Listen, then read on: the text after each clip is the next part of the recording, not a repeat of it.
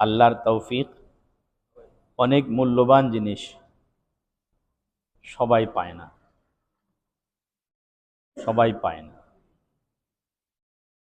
একটা গল্প পড়েছিলাম, ঘটনা। এক মনিব তার চাকরকে নিয়ে রওনা হয়েছে বাজারে। পথে নামাজের আজান হয়েছে, মসজিদ ছিল। চাকর মনিবকে বলতেছে, একটু দাঁড়ান, আমি নামাজটা পড়ে আসি, নামাজ পড়ে আসি। মনিব বলে, তো নামাজ পড়ার আর কি সময় পাইলি না? আচ্ছা যা, নামাজ পড়ে আয়। চাকর তো নামাজ পড়তে ঢুকছে, মনিব মসজিদের বাইরে আগুন ফুঁকতেছে বা পায়চারি করতেছে। চাকর এখন ফরজ নামাজ শেষ করছে, সুন্নতের নিয়ত বাঁধছে, সুন্নত শেষ করছে, এবার নফলের নিয়ত বাঁধছে। মনে অনেকক্ষণ অপেক্ষা করে পায়চারি করে এক পর্যায়ে মসজিদ দরজায় এসে ডাক দিছে, কিরে আসস নাকি? ও আমার তো আসতে দিচ্ছে না, আমার তো যাইতে দিচ্ছে না। ও কে তোকে যাইতে দিচ্ছে না, আসতে দিচ্ছে না? কে সে? যিনি আপনাকে মসজিদের বাইরে দাঁড় করায় রাখছে, ভিতরে ঢুকতে যিনি দেন নাই, তিনি আমার ভিতরে বসায় রাখছেন, বাইরে হতে দিচ্ছেন না। এই দৃশ্য ওই এক ঘটনায় না, এই দৃশ্য আজও আছে।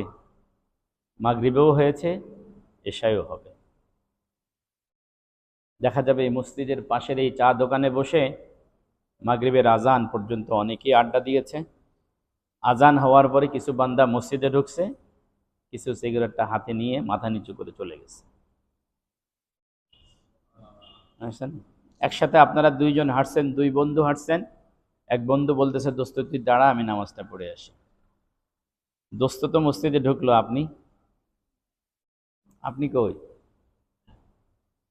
বুঝতে হবে, আমরা যে আসলাম, এই যে মসজিদে বসলাম, আল্লাহ রাব্বুল আলামিনের কুদরতি কদমে আমার কপালটা আমি ঠেকাতে পারলাম, এটা আমার কোনো যোগ্যতা না, মালিকের দয়া। কার দয়া বলেন? মালিকের দয়া, আল্লাহর দয়া আমরা পেরেছি। আচ্ছা, আমি কথা বলা দ্বারা আপনাদেরকে আমি একটা অনুভূতি জাগ্রত করতে চেয়েছি। একটা অনুভূতি। কি অনুভূতি?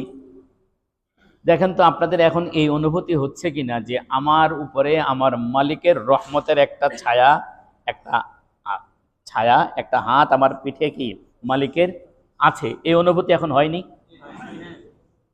এই অনুভূতিটা হৃদয়ে ধরে রাখেন। আজীব কথা বলে দিলাম আজকে।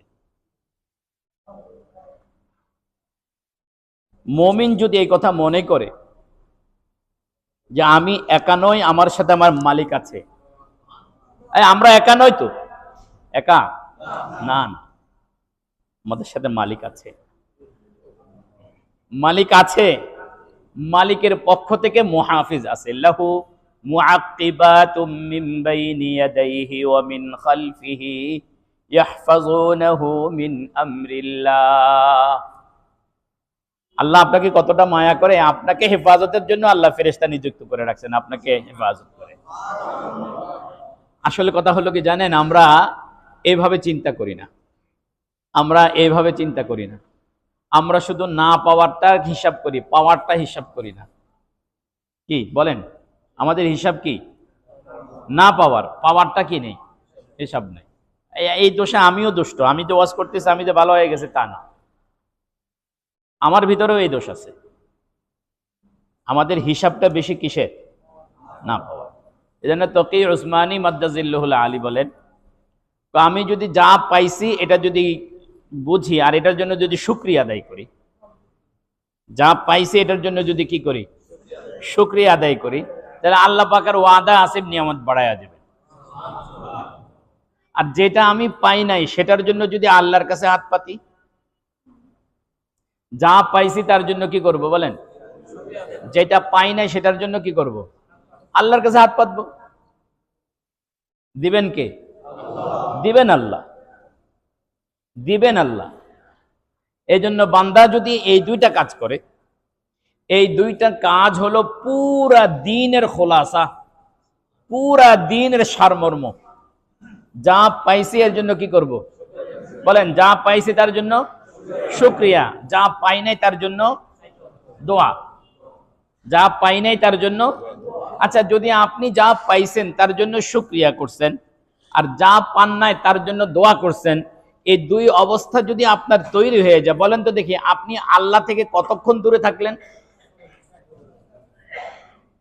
দূরে থাকার আর সুযোগ আছে? হ্যাঁ, তাহলে আল্লাহ আমার কাছে, আমিও আল্লাহর কাছে। বান্দার জিন্দিগিতে যদি এই অবস্থা বান্দা অনুভব করে, তাহলে ওই বান্দা দুনিয়ার কোন দুর্বিপাকে পেরেশান হবে না। দুনিয়ার কোন দুর্বিপাকে কি হবে না? কেন? আমার পিঠে কার হাত আছে? আল্লাহর রহমতের হাত আছে, আল্লাহ পাকের রহমতের হাত আছে। যদি আল্লাহ পাকের রহমতের হাত আমার পিঠে না থাকতো, তাহলে আমি নুমান এই মিম্বরে বসতে পারতাম না, এই চেয়ারে বসে আপনাদের সামনে কথা বলতে পারতাম না, আল্লাহর কালামের তিলাওয়াত আমার দ্বারা হতো না, কালামে মাজিদ থেকে কথা বলা আমার দ্বারা হতো না। আমাকে যে আল্লাহ এই মিম্বরে বসাইলেন, এই যে চেয়ারে আপনাদের সামনে বসাইলেন, আল্লাহর কালামের তিলাওয়াত আমার জবান দ্বারা করাইলেন, আল্লাহর কালামের আলোচনা আপনাদের সামনে আল্লাহ পাক শুনাইলেন, বোঝা গেল যে কি আছে? আল্লাহ পাকের একটা রহমতের একটা হাত আছে। এভাবে আপনি চিন্তা করেন, এবার আপনার আল্লাহ পাকের কতটা নিয়ামত আপনি ভোগ করছেন, এই নিয়ামতগুলোর জন্য কতটা শুকরিয়া আদায় করছি, যেগুলো আমি পাই নাই সেগুলোর জন্য আমি কতবার আল্লাহর কাছে চাইছি, হিসাব মিলান। ইনশাআল্লাহ ইনশাআল্লাহ আল্লাহর সাথে আপনার একটা সম্পর্ক তৈরি হয়ে যাবে ইনশাআল্লাহ। বান্দার সাথে যদি আল্লাহর সম্পর্ক তৈরি হয়ে যায়, ওই বান্দা দুনিয়ার মানুষের কাছে আর মাজারের কাছে দৌড়ানো লাগে না। মাজারের কাছে, মানুষের কাছে, কবিরাজের কাছে, গণকারের কাছে, গণকের কাছে তো ওরাই দৌড়াবে যাদের সাথে আল্লাহ পাকের মালিকের সম্পর্ক কি নাই। যদি আপনি মালিকের সাথে সম্পর্ক করতে পারেন, তাদের আর কোথাও দৌড়ানোর দরকার নেই। ভাই আজকে কথাগুলো কেন বললাম জানি না, আমার আল্লাহ বলাইছেন, বাস আজকে থেকে আমরা চেষ্টা করব, আমিও চেষ্টা করব দুনিয়ার মাখলুকের সাথে নয়, খালেকের সাথে সম্পর্ক জোড়ার জন্য। আল্লাহ রাব্বুল আলামিন আমাদেরকে তৌফিক দান করেন। আল্লাহ আমাদেরকে তৌফিক দান করেন, আল্লাহ তৌফিক দান করেন। আজকে